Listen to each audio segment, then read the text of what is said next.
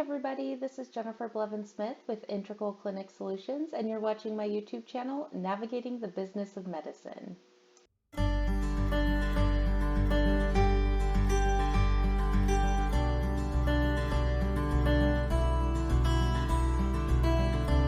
Hey everyone, welcome to part 2 of filling out the credentialing application for the state of Oregon, but the information in this application is going to be the same information collected no matter which state you're going to be submitting a credentialing application.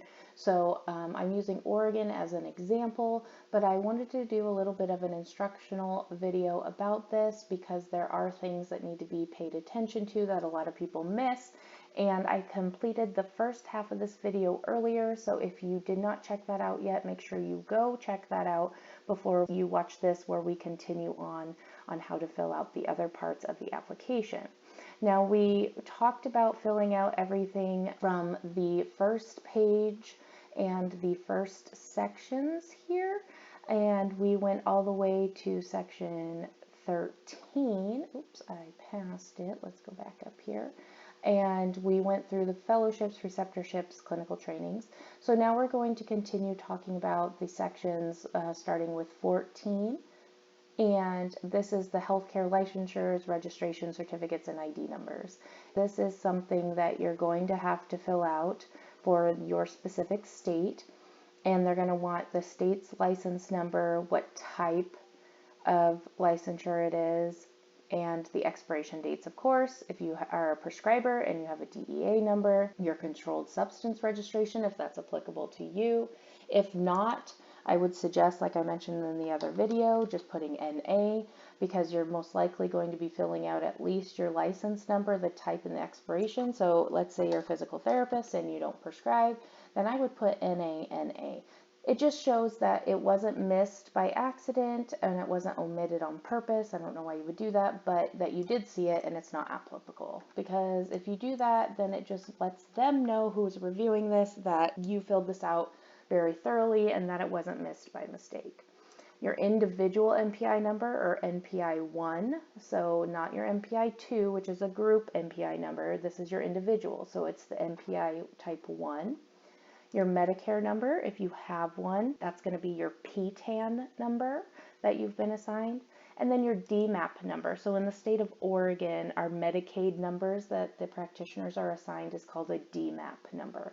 So this might say state Medicaid number or whatever, acronym or definition they use for Medicaid. If you're assigned a number as a practitioner in your state, that's what this would be.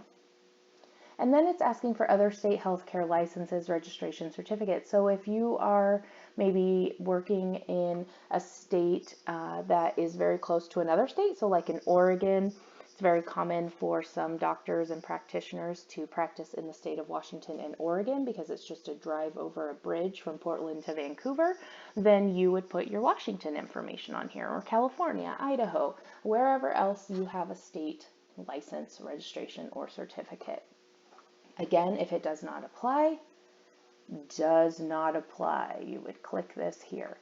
If you have an expired license somewhere, but you've had one, you would put that here too. See in this little tiny writing right here, please include all ever held. So even in the past, even if it's not current, you make sure that you list it. Again, initial and date, every single page, initial and date. Make sure that you do that. That is very often overlooked or missed. Hospital and other healthcare facility affiliations. Now, this can be really long and you will want to attach additional sheets if necessary. They do not on this application, and it might be different in your state, so make sure you always are reading the fine print, but you do not list residencies, internships, or fellowships. Please list employment in section 17, professional practice work history section. So this is just affiliations. So let's say you work in a group practice and you are an affiliate with the local hospital for admitting privileges only, or you have courtesy privileges. That's what you would put here. This is what this section is needing. So please list in reverse chronological order with the current affiliations first, all healthcare institutions where you have or have held clinical privileges and or staff membership. So even if it's not current, you need to list it. They don't give you a lot of room here. So again, you're going to need to open a Word document, title a section with this information, and then whatever you can't fit on this particular sheet, you would put on the new Word document under this heading.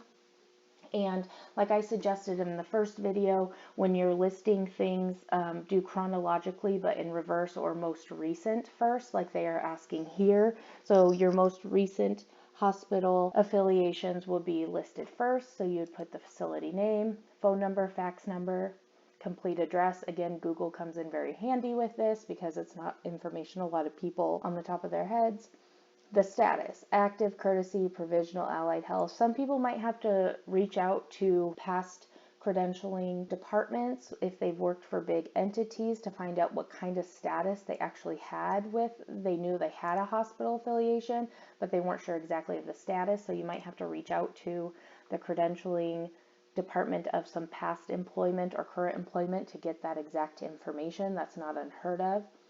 The month, day, year that you were appointed, and just if it's expired, I would put that there too. So I would put month, day, year to month, day, year if it's no longer active. And you can list 4 different here, but if you have more than that, of course, like I said, use another sheet. So right here, if you do not have hospital admitting privileges, you would click this box. Please explain on a separate sheet your plan of continuity of care for your patients who are required admitting. So let's say you don't have admitting privileges and they want to know what your plan is, and it could either be your group's entire plan or it could just be your plan if you're a solo practitioner or for just your patients, but you just need to have an explanation of how you're going to handle admitting patients that you see into the hospital if needed. And most groups, if you're joining, whether it's a private practice or a large entity, they will have some kind of policy in place. So I would definitely check with that and see if you can submit that so that's consistent with what other providers who are in your group have submitted on their credentialing application as well. Applications and process, this is for any hospitals that haven't been completed yet. If it does not apply, it does not apply. You click here. Previous affiliations does not apply, or you list it here. So you do current, process, in process, and previous, and you put the most recent first in each of these sections. Again, initial and date. Professional practice and work history, you can put do not apply if you are fresh out of school and just finished your residency, internship, fellowships, whatever, because there's separate sections for that. But you do want to hit does not apply if it does not apply. You can attach additional sheets if necessary if you have a lot of different places that you need to list. But as you can see here, the curriculum vitae is not sufficient to replace this. So you do have to fill this out, and a lot of places will ask you to submit the CV in addition to this application. So you just want to make sure whatever's on your CV matches exactly what you're entering into this application. So just make sure you put the current practice or employer. So this includes the place that you're filling out to be credentialed for in this circumstance. So if you're not currently working, but you're filling this out so you can start work, I would put them here first. And then your previous, if you're still working and until you can start working at this new entity, I would put the new entity first. And then I would put the one you're currently working at, and then just go backwards from most recent down. And you want to make sure that you put as much information as you can. Contact name is really important, complete address, and then your professional liability carrier. This is really important that you list who held your malpractice insurance at each of these previous professional practices. So if it was the doctor's company that's in Oregon, or if it was someone else, you just need to make sure that you're putting this down. So that's information you definitely want to make sure that you collect before you start filling this out, or at least remember to go back and fill it in if you need to find out and before submitting. But don't forget to fill it out, because they'll kick it back to you and that can delay things. So make sure that you have that information. Initial and date. Now, this is super important. If you have any gaps in your work history greater than 2 months, you have to include why.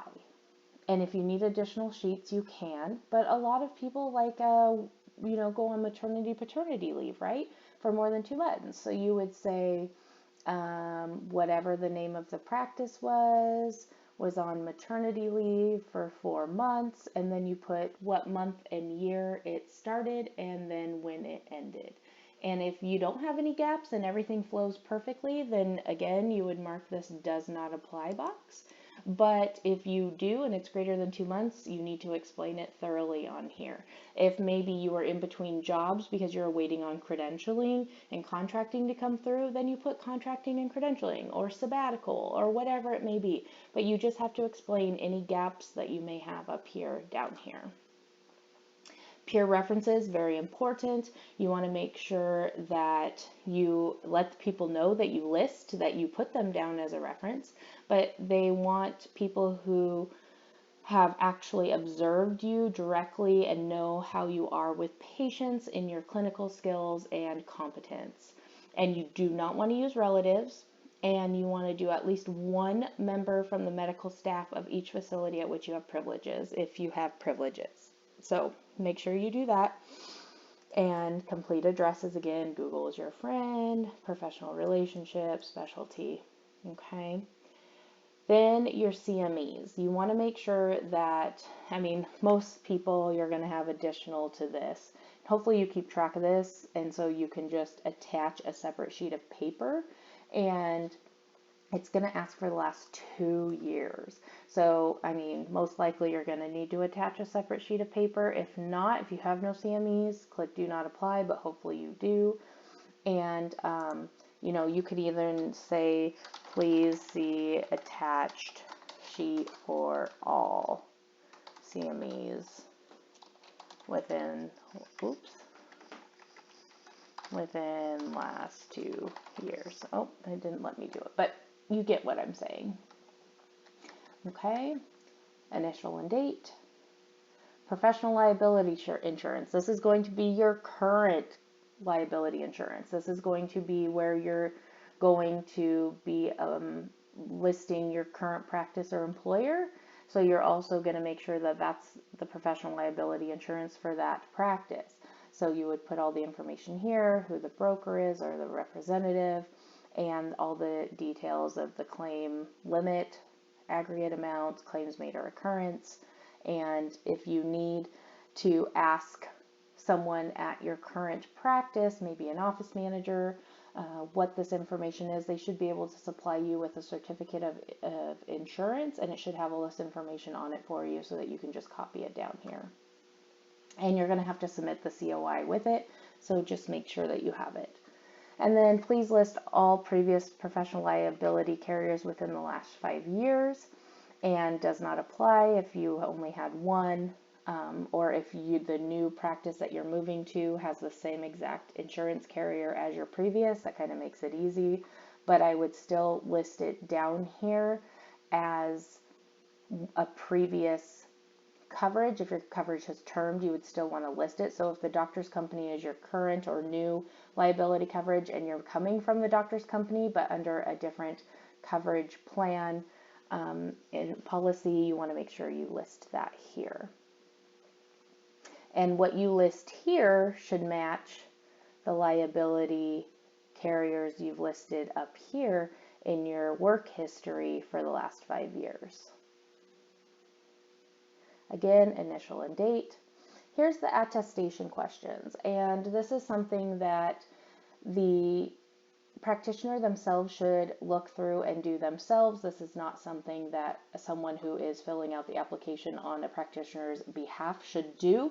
This should directly come from the actual practitioner whom the application is about, because only they will be able to attest to all of this, yes or no. So it's just going through each question and clicking yes or no.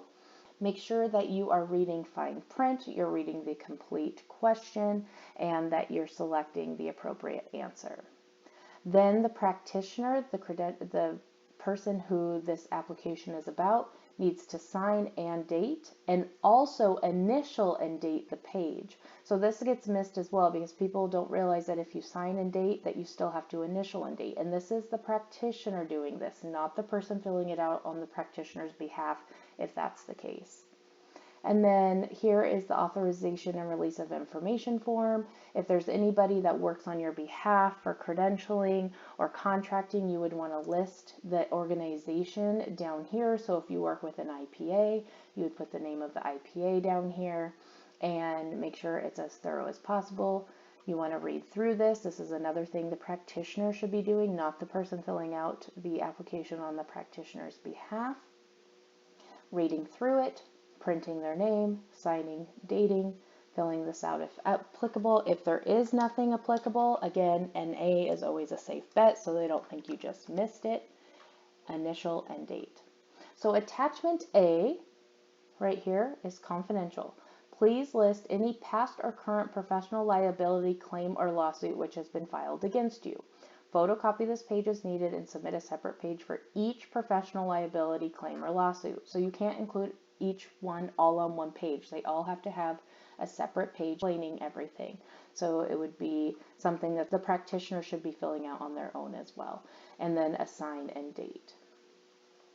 Up here, you will see that if you answered yes to letter N, have any professional liability claims or lawsuits ever been closed and or filed against you? Yes. If yes, please complete attachment A, professional liability action detail for each past or current claim and or lawsuit. So you want to make sure that you are filling this out. If this is not applicable because you answered no, I encourage everybody to do NA.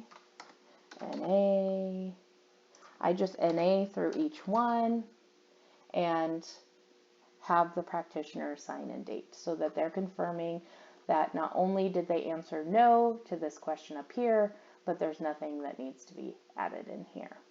And then once that's all complete, here's the glossary I talked about in the first video. It's very helpful if you need to go back and refer to any of these while you're filling out the application.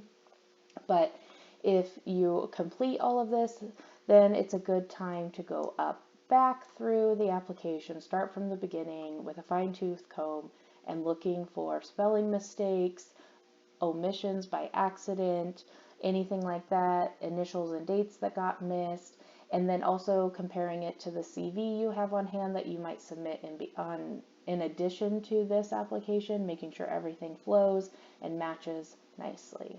And once it does, you can save it and you can submit it, and then you save it for future updating as needed when it comes to liability insurance, work history, hospital affiliations, all of those fun things. If you have any questions about this process, please leave that in the comments below. Smash the thumbs up if this was helpful to kind of get your eyes on an application and things to make sure that you're aware of. Just a tip for anybody who is new to filling out credentialing applications in general.